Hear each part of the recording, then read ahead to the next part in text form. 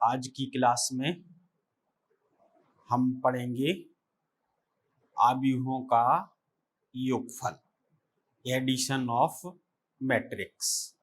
उसके बाद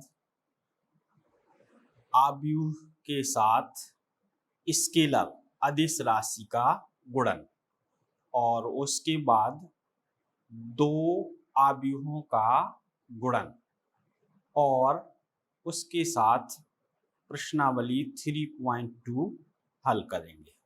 आइए समझते हैं आव्यूहों का योगफल, एडिशन ऑफ मैट्रिक्स।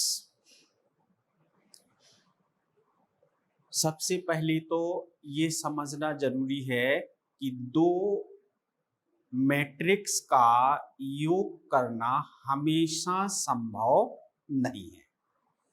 ये दो आव्यूहों का योग सिर्फ तब संभव है जबकि उनकी कोटियां आपस में बराबर हों।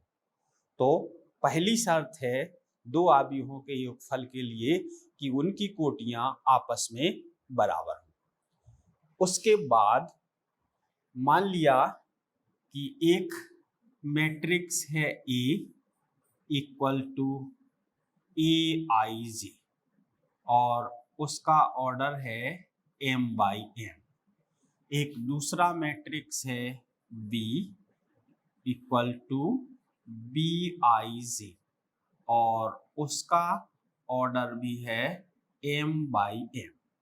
चूंकि इन दोनों मैट्रिक्स का ऑर्डर सेम है m/n, इसलिए इनका योगफल संभव है, इनका एडिशन संभव है, और वो निम्न प्रकार से परिभाषित है। Addition of matrix A plus B equal to matrix जो क्रॉसपॉन्डिंग एलिमेंट संगत अवयव होते हैं उनका योगफल, अर्थात AIJ प्लस BIJ, और इसकी कोटि भी होगी m/n। अर्थात दो आव्यूहों का योगफल केवल तब संभव होता है जब उनकी कोटियां बराबर हों, और आव्यूहों का योगफल दोनों आव्यूहों के संगत अवयवों के योगफल के मिलकर बना होता है। उदाहरण की सहायता से हम समझें। माना कि एक मैट्रिक्स है A और उसके एलिमेंट हैं 1 2 3 4 और उसका ऑर्डर है 2/2। एक दूसरा मैट्रिक्स है B और उसके एलिमेंट हैं 7 8 9 11, उसका ऑर्डर भी है 2/2। चूंकि दोनों मैट्रिक्स का ऑर्डर सेम है, इसलिए यहाँ पर A प्लस B ज्ञात करना संभव है। और A plus B equal to, सबसे पहले A के लिए मैट्रिक्स लिख दें 1 2 3 4 और प्लस मैट्रिक्स B 7 8 9 11। और अब जो योग करने से मैट्रिक्स आएगा वो संगत अवयवों का योग करने से आएगा। संगत अवयव का मतलब है पहली मैट्रिक्स का A11 का एडिशन दूसरी मैट्रिक्स के A11 से, मतलब 1 प्लस 7। इसी प्रकार पहली मैट्रिक्स के एलिमेंट 1 2 का दूसरी मैट्रिक्स के एलिमेंट 1 2 से, तो 2 प्लस 8। इसी प्रकार पहली मैट्रिक्स के एलिमेंट 2 1 का सम दूसरी मैट्रिक्स के एलिमेंट 2 1 से, अर्थात 3 प्लस 9, और सिमिलरली 4 प्लस 11। इस प्रकार ये संगत अवयवों का योग किया जाता है। इस एलिमेंट का इसके साथ, इसका इसके साथ, इसका इसके साथ, इसका इसके साथ, और अब ये ऐड करने से आंसर हो जाएगा 8, 10, 12 और 50। इस प्रकार हम दो अवयवों का योग करते हैं। अवयवों का योगफल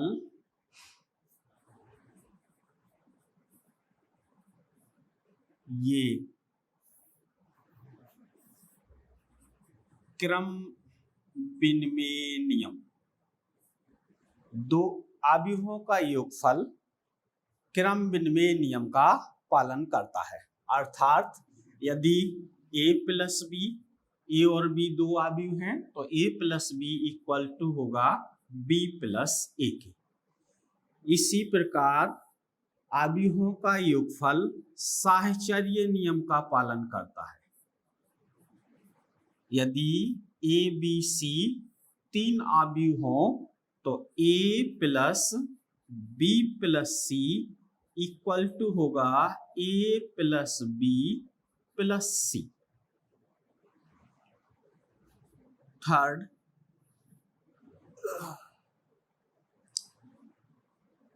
योज्य तत्समक,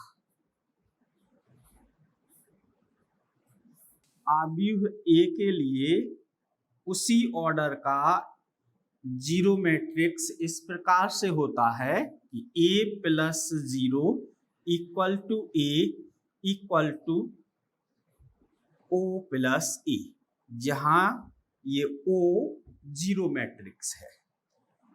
फोर्थ, योज्य प्रतिलोम,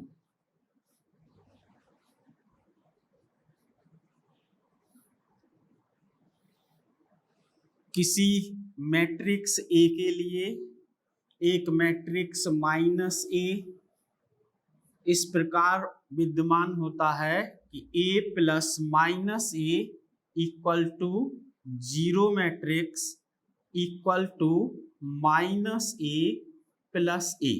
इस स्थिति में माइनस ए को मैट्रिक्स ए का योज्य प्रतिलोम कहते हैं।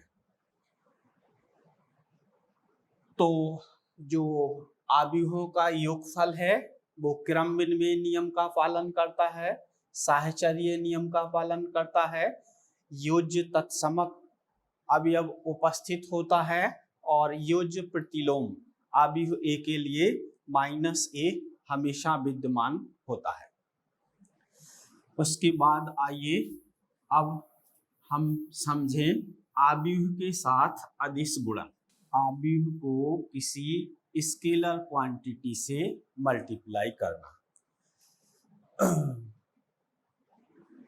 माना कि एक मैट्रिक्स है ए आई जे और सपोज कि उसका ऑर्डर है m/n और लैम्डा कोई अदिश राशि है।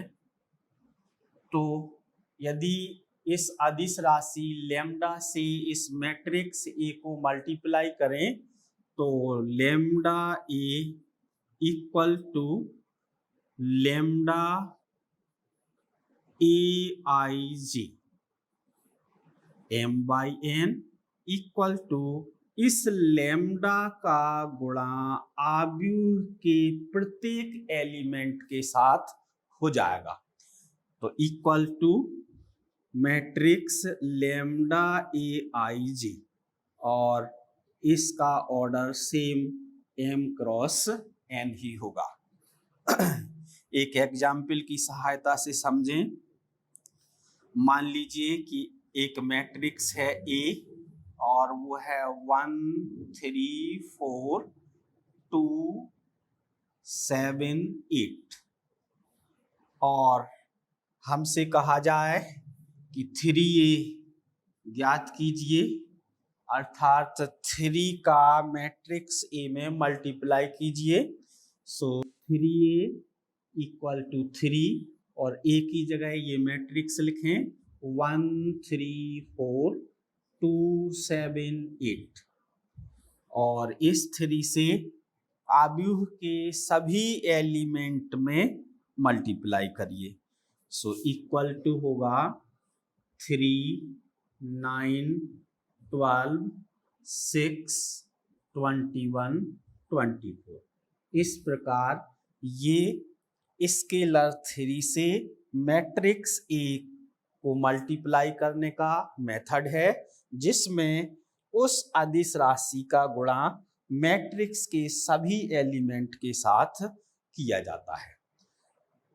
इसी को हम ऐसा समझें कि यदि कोई मैट्रिक्स है ए और वो इस प्रकार से है 2 4 6 और 8 10 12 और इसमें जितने भी एलिमेंट हैं उन सभी में से 2 कॉमन आ सकता है। तो 2 कॉमन आ सकता है तो हम बाहर 2 लिखेंगे और तब ये हो जाएगा 1 2 3 4 5 6। जिस प्रकार हम किसी स्केलर क्वांटिटी का अंदर के मैट्रिक्स के अंदर के सभी एलिमेंट से गुणा करते हैं, उसी प्रकार यदि कोई संख्या मैट्रिक्स में से कॉमन आती है तो वो मैट्रिक्स के सभी एलिमेंट्स में से कॉमन होने पर ही बाहर आती है। यह है आव्यूह का अदिश से गुणा। और अब सबसे महत्वपूर्ण चीज है दो आव्यूहों का आपस में गुणा करना, और उसे आप बड़े ध्यान पूर्वक समझें। थोड़ी सी कठिनाई आप लोगों को उसमें हो सकती है, लेकिन अगर ध्यान से समझेंगे तो अपन को कोई परेशानी आव्यूहों के गुणा करने में नहीं होगी। ध्यान से समझिएगा, दो आव्यूहों का गुणा भी सदैव संभव नहीं होता। अर्थात आव्यूहों का गुणा करने गुणनफल हो भी सकता है और नहीं भी हो सकता है। तो उस परिस्थिति को समझिए जब दो आव्यूहों का गुणा करना संभव है।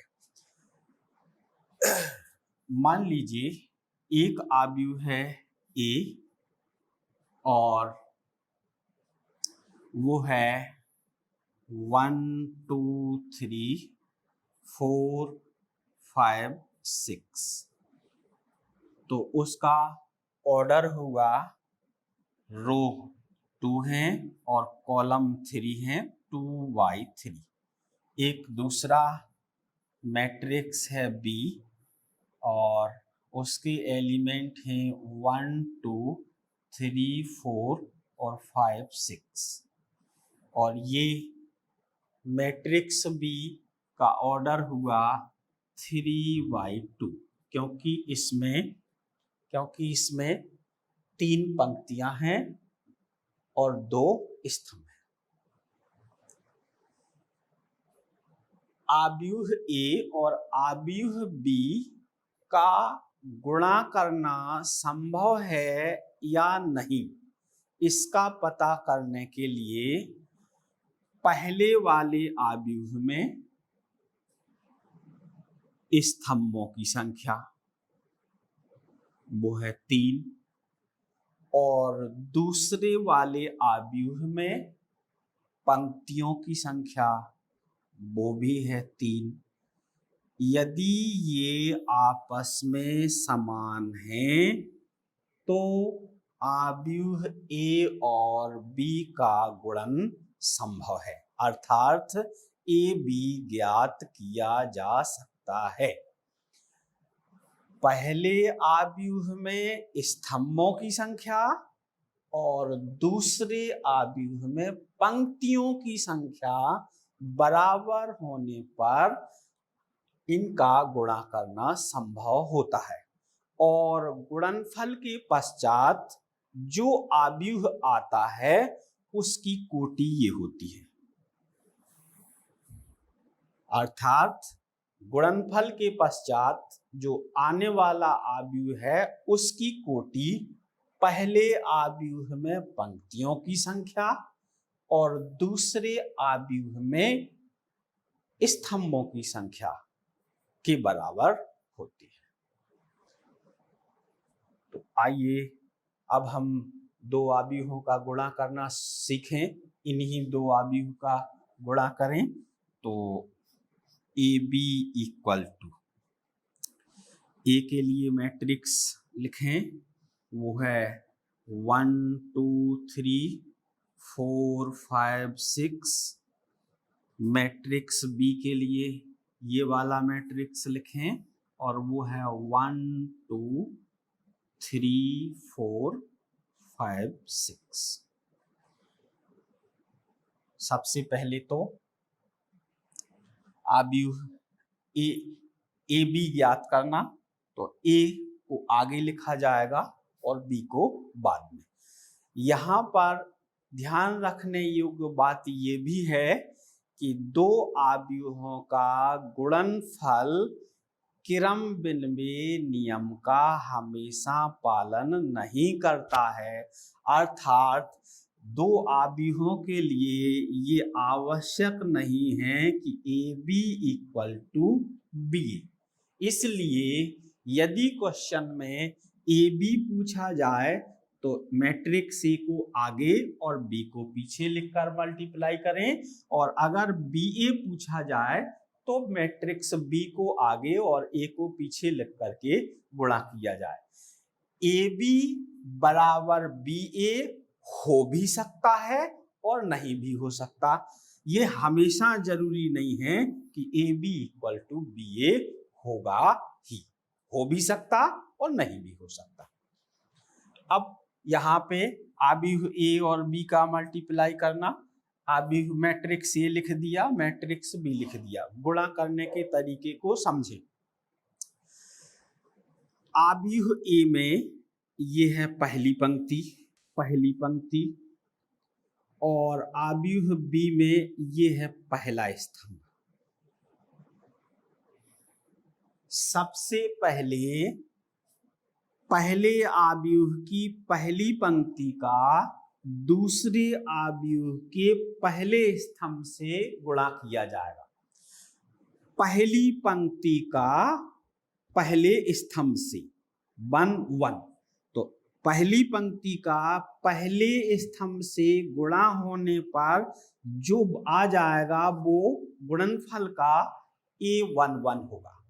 अब पहली पंक्ति का गुणा पहले स्तंभ के अवयवों से करना, तो संगत अवयवों का गुणा करके बीच में प्लस चिन्ह का उपयोग करेंगे। अर्थात 1 का 1 से, 2 का 3 से और 3 का 5 से, और बीच बीच में प्लस चिन्ह का उपयोग किया जाएगा। तो ये होगा 1 इंटू 1, फिर प्लस 2 इंटू 3 प्लस 3 इंटू 5। ये पहली पंक्ति के अवयवों का पहले स्तंभ के अवयवों से गुणा होने पर गुणनफल वाले अवयव का पहला अवयव आया, जो कि है A11। अब पहली पंक्ति के अवयवों का दूसरे स्तंभ के अवयवों से गुणा करेंगे। पहली पंक्ति के अवयवों का दूसरे स्तंभ से, तो ये आ जाएगा फिर A12 यहाँ पे। तो पहली पंक्ति का दूसरे स्तंभ के अवयवों से, संगत अवयवों से गुणा करें और बीच में प्लस चिन्ह का उपयोग करें। तो 1 का गुणा होगा 2 से, सो 1 इंटू 2, फिर प्लस 2 का होगा 4 से, सो 2 इंटू 4 प्लस, फिर 3 का मल्टीप्लाई होगा 6 से, सो प्लस 3 इंटू 6। यहाँ पर पहली पंक्ति थी और यहाँ पर 2 स्तंभ थे, तो पहली पंक्ति का पहले स्तंभ से A11 आ गया और पहली पंक्ति का दूसरे स्तंभ से A12 आ गया। चूंकि आगे कोई स्तंभ नहीं है इसलिए आगे कोई एलिमेंट नहीं होगा। अब यही प्रोसेस हमें दूसरी पंक्ति के साथ रिपीट करनी। अब दूसरी पंक्ति का गुणा किया जाएगा पहले स्तंभ से, तो दूसरी पंक्ति का 2 और पहले स्तंभ से 1।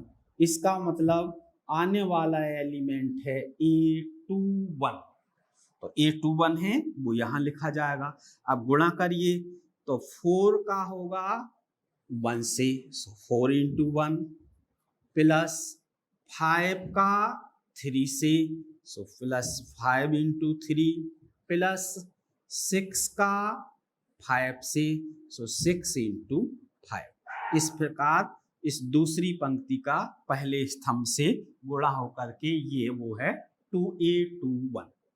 और अब दूसरी पंक्ति के अवयवों का दूसरे स्तंभ के अवयवों से, तो 4 का 2 से, सो 4 × 2 प्लस 5 का 4 से, सो 5 × 4 प्लस 6 का 6 से, सो 6 × 6। इस प्रकार से ये इनका गुणा पूरा हुआ। अब आगे सॉल्व करना, जो कि सरल काम है, तो ये हो जाएगा 1 × 1 प्लस 2 × 3 6 प्लस 3 × 5 15। इसी प्रकार इधर 1 × 2 2 प्लस 2 × 4 8 और प्लस 3 × 6 so 18। यहाँ हो जाएगा 4 प्लस 15 प्लस 30 और यहाँ पर 8 प्लस 20 और प्लस 36, और अब इनको ऐड कर लेंगे तो ये आंसर हो जाएगा। इनका योग हुआ 22 और इनका योग हो जाएगा 28। इधर पे ये योग करें तो ये हो जाएगा 49 और इधर पे ये करेंगे तो 56 और 8 64 64। इस प्रकार ये आंसर। तो ध्यान रखें कि दो आव्यूहों का गुणा केवल तब संभव है जब पहले वाले आव्यूह में स्तंभों की संख्या और दूसरे वाले आव्यूह में पंक्तियों की संख्या आपस में बराबर हो।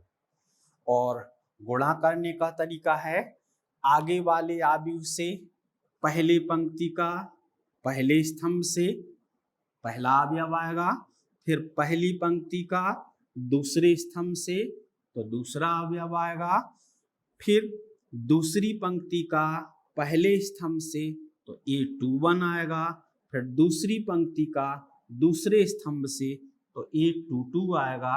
इस प्रकार से बीच में प्लस चिन्ह का उपयोग करते हुए गुणा किया जाता है। आइए एक एग्जाम्पल से और समझें। मैट्रिक्स ए है 1 2 3 4 और एक दूसरा मैट्रिक्स है बी और वो भी है 2 4 7 3। और इसमें अपन को कहा गया कि ए बी ज्ञात कीजिए। तो सबसे पहले देखें, मैट्रिक्स ए की कोटि है 2/2, बी की कोटि भी 2/2। चूंकि यहाँ पर मैट्रिक्स ए में स्तंभों की संख्या 2 और मैट्रिक्स बी में पंक्तियों की संख्या 2 ये समान है, इसलिए ए बी ज्ञात किया जा सकता है। तो फिर यहाँ पे रखिए मैट्रिक्स 1 2 3 4 और बी मैट्रिक्स लिखिए 2 4 7 3। अब गुणा करना, तो पहली पंक्ति का पहले स्तंभ से संगत अवयवों का गुणा करिए, 1 का 2 से प्लस 2 का 7 से। पहली पंक्ति का पहले स्तंभ से हो गया। अब पहली पंक्ति के अवयवों का गुणा दूसरे स्तंभ से करिए, तो 1 का 4 से प्लस 2 का 3 से।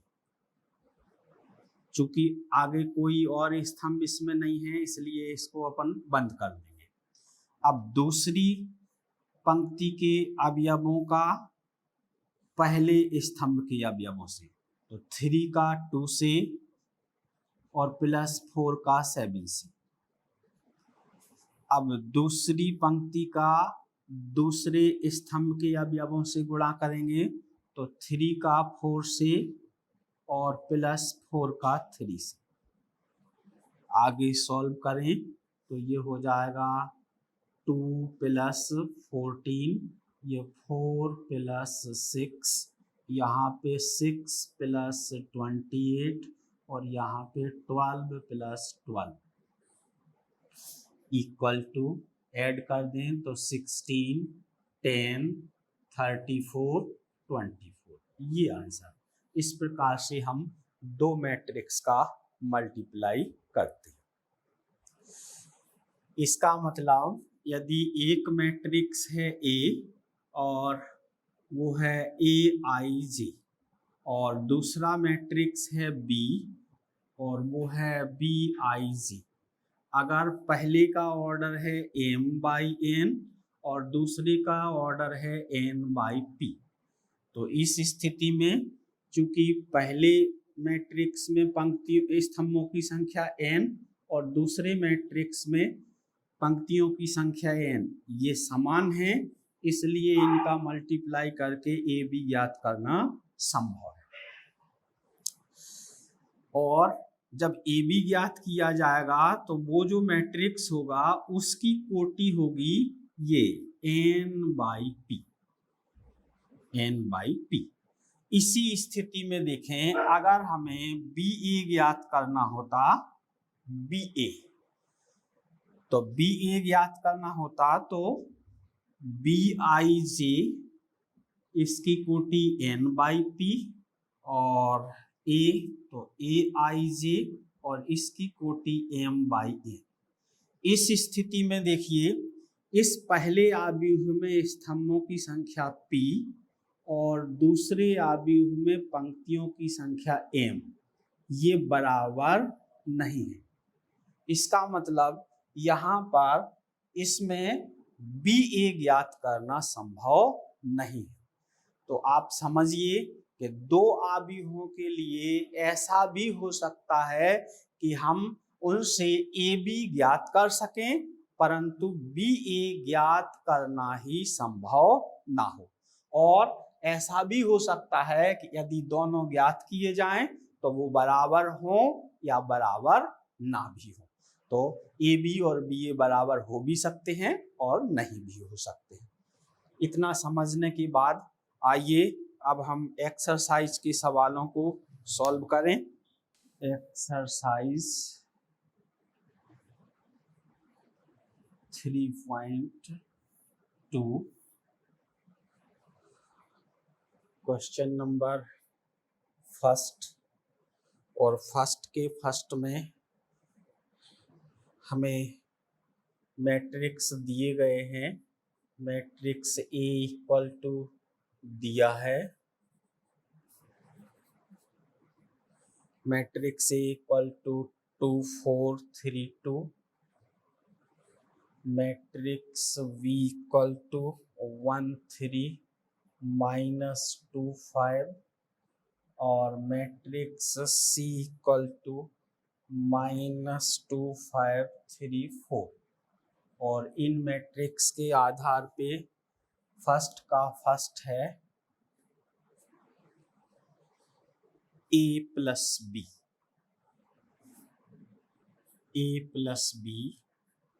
ज्ञात करना।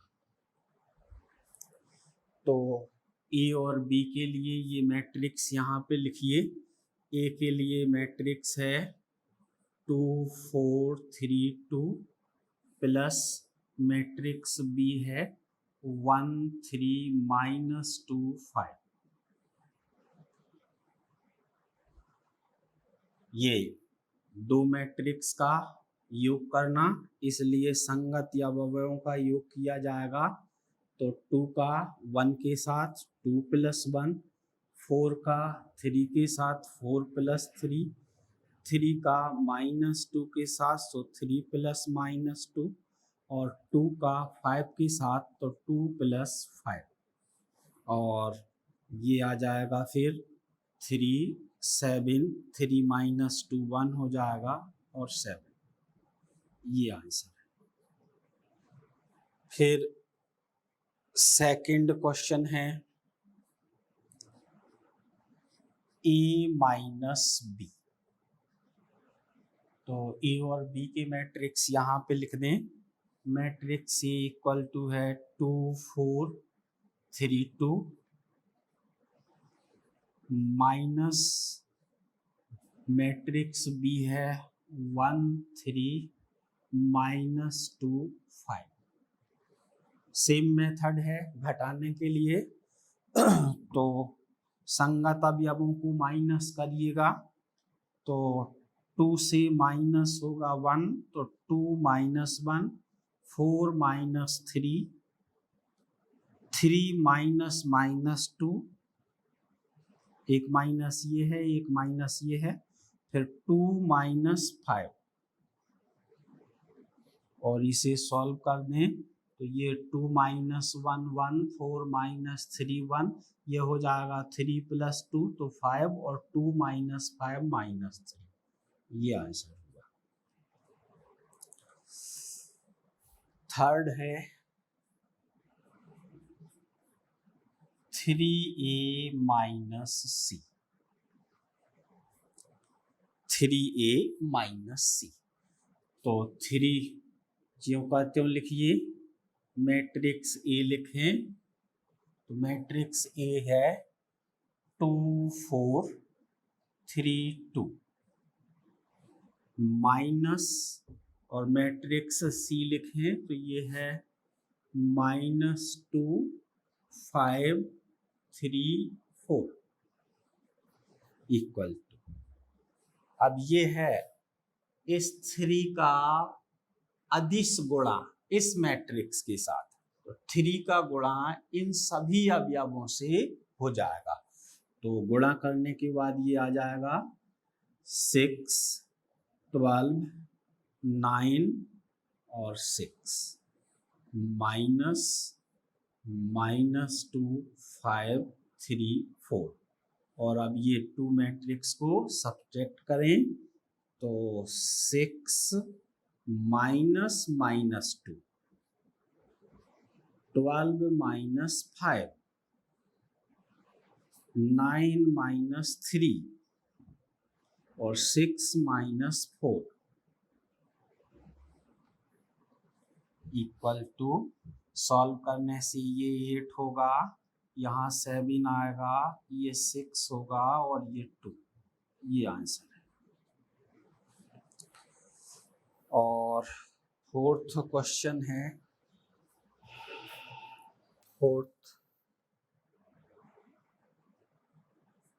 फोर्थ है ए बी ज्ञात कीजिए। ए बी मैट्रिक्स ए लिखें 2 4 3 2, और बी लिखिएगा तो 1 3 -2 5।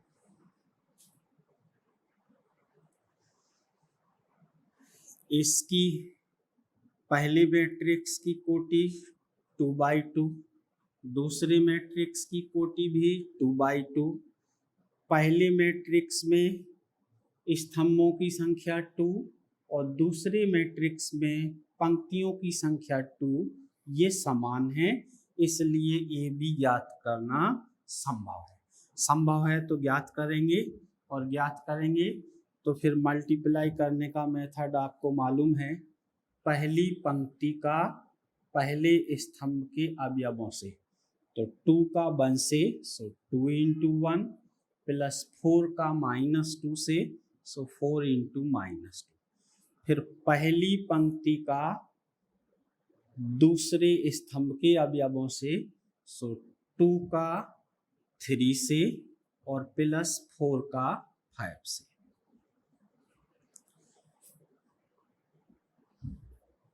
अब दूसरी पंक्ति का पहले स्तंभ के अवयवों से, तो 3 का 1 से और +2 का -2 से। अब दूसरी पंक्ति का दूसरे स्तंभ के अवयवों से, तो 3 का 3 से, सो 3 × 3 और +2 का 5 से, +2 × 5। अब ये सॉल्व करें तो 2 - 8 6 + 20 और 3 - 4 और 9 + 10 इक्वल टू, ये हुआ -6 26 -1 90। ये आंसर। फिफ्थ पार्ट है फर्स्ट क्वेश्चन का, BA। मैट्रिक्स B लिखिएगा, तो ये है 1 3 -2 5। फिर मैट्रिक्स A लिखिए, वो है 2 4 3 2। चूंकि पहले मैट्रिक्स में स्तंभों की संख्या 2 और दूसरे मैट्रिक्स में पंक्तियों की संख्या 2 बराबर है, इसलिए इनका गुणा करना संभव है। आप याद रखें, ये दोनों ही स्क्वायर मैट्रिक्स हैं, सेम ऑर्डर के, मतलब समान कोटि के वर्ग आव्यूह हैं। समान कोटि के वर्ग आव्यूहों का गुणा हमेशा संभव होता है, तो इनका गुणा किया जा सकता। और अब BA ज्ञात करने के लिए इस पहली पंक्ति का गुणा इस पहले स्तंभ के अवयवों से। तो अब थोड़ा सा डायरेक्ट हल करें, 1 का 2 से, तो ये 2 हो जाएगा, और 3 का 3 से, तो ये 9 हो जाएगा, और ऐड करना तो 2 + 9, तो ये होगा 11। अब इस पहली पंक्ति का दूसरे स्तंभ से मल्टीप्लाई करना, तो 1 का 4 से 4 और 3 का 2 से 6 और ऐड करिए तो 4 + 6 हुआ 10। अब दूसरी पंक्ति का पहले स्तंभ से, तो -2 का -2 से -4 और 5 का 3 से, तो 15, सो -4 + 15 11। अब दूसरी पंक्ति का दूसरे स्तंभ से, तो -2 का 4 से -8 और 5 का 2 से 10, तो -8 + 10 = 2। ये इस प्रकार BA ज्ञात हो जाएगा। सेकंड क्वेश्चन का फर्स्ट है,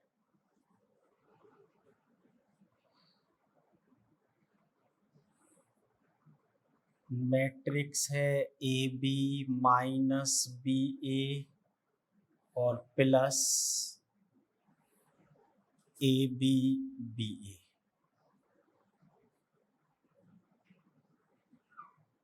इन दो मैट्रिक्स का एडिशन किया जाना, तो ये हो जाएगा A + A, so A + A, B + B,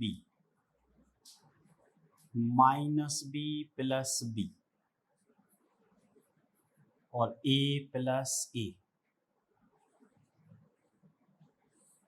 equal to 2A 2B 0 और 2A।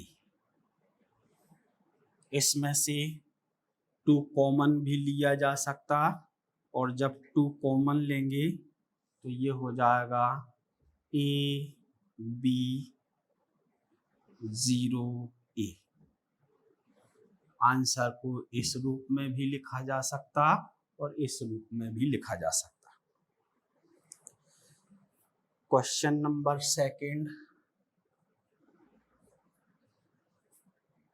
मैट्रिक्स है A square plus B square, B square plus C square, A square plus C square, A square plus B square और plus matrix 2ab 2bc minus 2ac minus 2ab। ये पहला matrix है, ये दूसरा matrix है, उनके बीच में प्लस साइन है, इसका हमें मतलब ऐड करना। तो ये संगत अवयवों का योग करेंगे, इस पहले एलिमेंट का इस पहले एलिमेंट से, तो A square plus B square plus 2ab, ये है a12 और ये b12, इनका गुणा इनका एडिशन करेंगे तो B square plus C square plus 2bc। इसी प्रकार इसका एडिशन इसके साथ होगा तो A square plus C square minus 2ac और इसका इसके साथ करेंगे तो A square plus B square minus 2ab। और देखें ये सब आइडेंटिटीज हैं, इसको हम लिख सकते ए प्लस बी होल स्क्वायर, ये है बी प्लस सी होल स्क्वायर, ये है ए माइनस सी होल स्क्वायर और ये है ए माइनस बी होल स्क्वायर और ये आंसर होगा। और इसी तरीके से हम क्वेश्चन थर्ड को भी हल कर सकते और आइए फोर्थ लिखते हैं। फोर्थ ये है cos square x sign square x sign square x cos square X plus sine square x cos square x cos square x sign square x. ये दो मैट्रिक्स हैं, इनका भी योग करना, तो संगत अवयवों का योग करिएगा कॉस स्क्वायर एक्स का साइन स्क्वायर एक्स से, so cos square X plus sine square x, इस साइन स्क्वायर एक्स का कॉस स्क्वायर एक्स से, so sine square X plus cos square X और इस साइन स्क्वायर एक्स का इस cos square X से, so sine square X plus cos square X और इसी प्रकार इस कॉस स्क्वायर एक्स का इस साइन स्क्वायर एक्स से, so cos square X plus sine square X. और हम ट्रिग्नोमेट्री से जानते sine square X plus cos square X equal to 1, तो ये सभी एलिमेंट 1 हो जाएंगे, 1 1 1 1, ये आंसर।